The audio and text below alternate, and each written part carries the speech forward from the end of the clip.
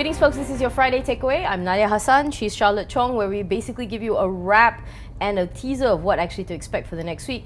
But as for a wrap, talk about markets, talk about market week. KLCI was above 1,700, the level today. It closed about 1.1% higher than last week's close. What a difference a week makes, right? Because we were talking about it being in the doldrums so long post CNY, and suddenly this week, oil has lifted, Fed has lifted, so everybody seems to finally be getting in the groove. It only took 3 months. It only took the first 3 months of the year before everybody started to sort of. So it's actually quite interesting this week. Yeah. Most of the days we saw KLCI stayed above 1,700 points. A rarity. IPO market, not too interesting. Bison actually saw oversubscription by 6.94 times, given that their retail portion is probably about 22%, 22.7% from its total IPO shares. And then we look at Renhill. Yeah. Renhill traded lower on its first trading day, not so interesting at all. Yeah, you're being so nice, Charlotte. Why don't you say the truth? It's crap. It's bad. It's kind of, look, it's only been first 3 listings for this year. I'm not blaming the companies, mostly because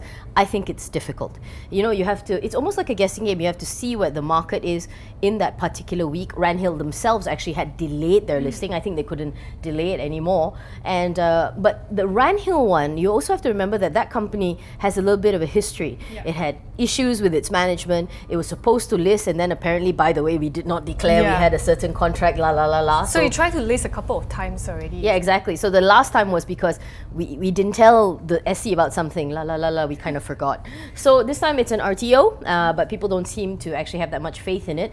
But talking about good things is like oil was the big thing. Even if Iran is not going to participate, I went American for a while, OPEC members are meeting with all the other oil producers next month. We did see oil at 40, 41, amazing when considering how bad it was a couple of weeks ago, and I think that just lifted everybody. Yeah, it lifted our currency as well. RM was traded at about 4.02 to 4.05 this week. Hallelujah. Strong rally we saw this week for oil prices. Brent crude oil was last traded at about $41.42 a barrel. Yeah, exactly. And of course, we are both talking about my girl, Janet Yellen.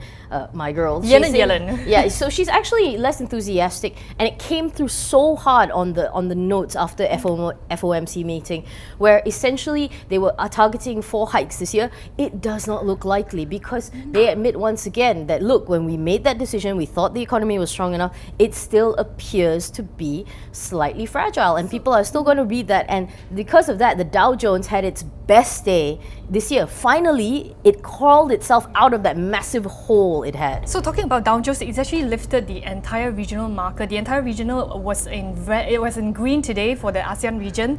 Now Janet Yellen say it seems that she actually seems less enthusiastic. From 4, they are going to probably raise rates to 2, only 2 this year. Exactly, and even then we have to see how. But it's a very, very interesting thing to kind of watch. Move on to what actually made us quite upset this week. Fairfax Media, they want to cut about, I don't know how many job workforce in their country. Nuts. They have leading online marketplaces like domain.com.au for real estate, and they also do drive.com.au for motors. So they are cutting 120 journalist jobs in news and business division, and we cannot emphasize enough to you that even as we say this, it makes us vaguely uncomfortable because, well, what do you think we are? Well, yeah, exactly. So it makes me wonder about journalism as an art and whether or not I won't say it's dying, but they've always talked about it being a sunset industry. Yet there's still always a niche for it, for people who do local stuff, the local perspective. I think for prints, like what we saw a couple of years ago, New Scientist stopped their publishing. Like Kinney Beast also stopped publishing. Independent in the UK decided to go digital. That is a biggie. But I think content is still, a lot of people still want to read good content, good journalism. Yeah, but I think people ingest it differently now. I get my news from Twitter, 140 characters or less. Most people, whether smartly or stupidly, follow it on Facebook. No, I say stupidly because people these days don't seem to want verification. They just want to feel the news and spread news like some kind of idiots. Basically, they want to have a fast food style of exactly, news and that feed. and you can argue whether or not that degrades. But do you move with the times or do you complain about it? So what happened is staff at the Sydney Morning Herald and the AGE in Melbourne, just to be sure. the Australian Financial Review, they have walked out and protest. They say they will stay on strike until Monday. Of course, for us, TMI closed the doors this week. I think the amount of outpouring that we saw was very heartening for the staff and what they're doing. It shows you that you have good product, but even then, it's still tough. Just to echo Big Boss's words. And here's a more a scary stat: the highest number of retrenchments for the 5-year span was actually last year for Malaysia.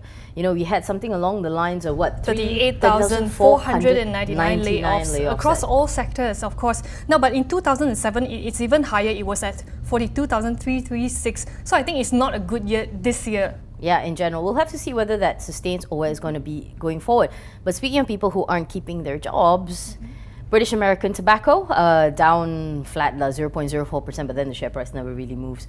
It's actually shuttering its Malaysian operations. They want to retrench about 230 workers due to falling sales, of course, on high duties. The square blame they're putting it on is falling sales on high duties and growing competition from illicit cigarettes. So yeah, I think it's a bit disheartening because they've been here for how long? They've been here for like donkey's years, haven't they? Years, probably. Yeah.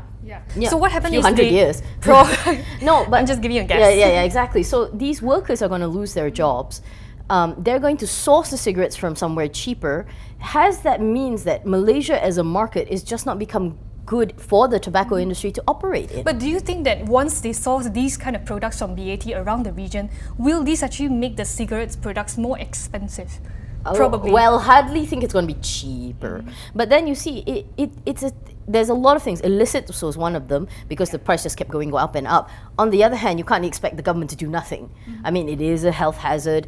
And then here also, vaping was a big thing. So that's what they were counted for. Of course, there's alternative for cigarette products. Now, Alliance DBS actually rolled out a report today. They maintain a hold call on this company with unchanged TP of 58 ringgit. They said this closing down of its factory came as a surprise to them. Yeah, but of course, they're not going to close drastic. down. They are not going to close down immediately altogether. But they say they are going to cease operation stages by stages until next year. Don't you think it's worrying though? Does that mean Malaysia has become too hostile of an environment to operate in? It's a thing. But anyway, just before we wrap up and tell you what's actually going on next week, we have a little bit of good because it's just a bit of news that it's not going to move the world, but it's going to make you kind of go, a little bit. Because London-based Rio Tinto, they're one of the world's biggest mining companies, they're going to get a new champion in the form of Jean-Sébastien Jacques, or JS Jacques, if you don't want to pronounce the name. He's taking over from Sam Walsh in July. And I'm just going to go through this quickly, mostly because my cameraman's signaling to me. The fact is, JS Jacques, he was the head of copper for Rio Tinto. And he's going to take over. Why he take over? Because he actually managed to push forward this huge deal in Mongolia, $6 billion deal. How did he do it? So how he did it was a couple of months ago, he actually invited Mongolia Prime Minister Chimadin Saikhanbilek over for dinner. Very good. And Jacques' 9-year-old daughter actually asked the Prime Minister for an autograph. Yeah, and that broke the ice. Yes. That doesn't make you go, it's so sweet and so cute. Let's not forget CEOs, even ones of gigantic mining companies that some people say will ruin the earth, actually are people it's too. It's a $6 billion deal. And they pushed it through. Okay, so just wrap up, just to what to look for next week, maybe a smaller iPhone because Apple is announcing something on March the 21st. I can't wait, mostly because these are huge spectacles and makes people... But can a new iPhone product push the sales? Well, Apple's having it tough. China sales are slowing, and not only that, the US government is also telling them to get off their case. And of course, it's a shorter trading week not for the Dow Jones, not for us, because of Good Friday. But that's all that we have for this week, folks. Thanks a lot for following us. If you want more on the news, there's always theedgemarkets.com. Please leave us a comment. Good night. Have a good weekend.